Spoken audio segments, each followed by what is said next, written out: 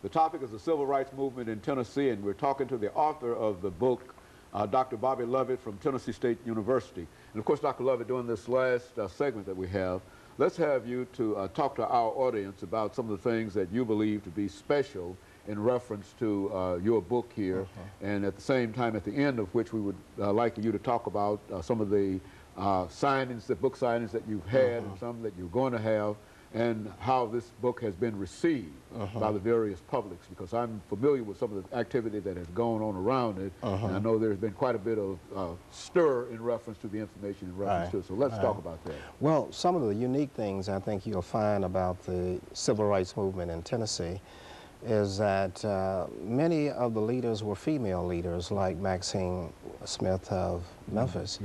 And in the general movement, it's really a male-dominated movement, but some of the most important leaders in the South and in Tennessee were females who have not gotten their due in the books that have been generated so far. And the book will talk about a lot of grassroots leaders in the civil rights movement, white and black leaders who made a big difference in bringing about these momentous changes in our state and also in our region and also in the country. The book has a chronology for the civil rights movement in Tennessee and the nation in general in the back of the book for the use of teachers, so the teachers can get a lot of this information out to their particular students. And the chapters are organized in such a way that they are really kind of like a story that flows. Because what I found is that teachers did not know very much about the civil rights movement in Tennessee because there was no such book. And they had no information really to impart this information to their students.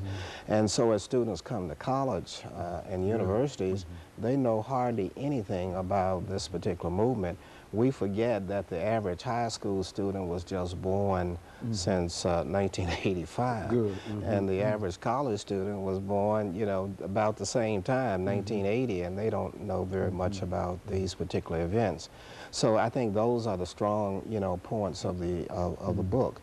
The University of Tennessee Press, which published the book, I may say has done an excellent job in editing the book and coming up with some ideas to make the book more useful for the general public, although it is a history book. It has been well received.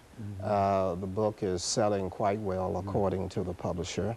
It's only in hardback right now, and the book is about 483 pages.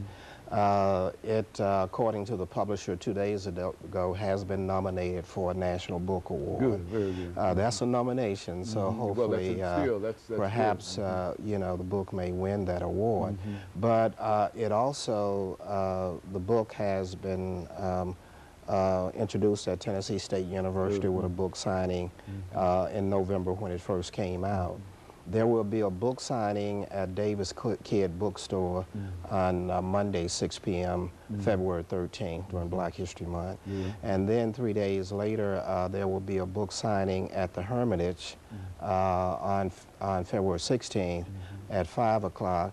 The Hermitage is having its second annual Black History program, which was well received last year.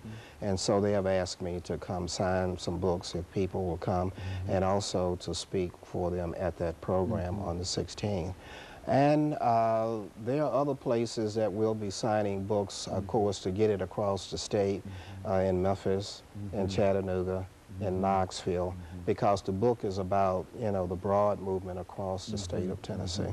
You know, Dr. Lovett, I think you mentioned the fact that many of our young people are coming to our institutions of higher education without any real knowledge in terms of the most recent American history dealing with the movement. What would you suggest as the method whereby we might be able to reach more of our young people, not necessarily, not only with information relative to civil rights, but that we might be able to create a new consciousness among them? What can we do, or what should we do? Well, we started with the premise that, you know, we've got to get to students when they're young in middle school and high school, and that's why we include this chart in the back.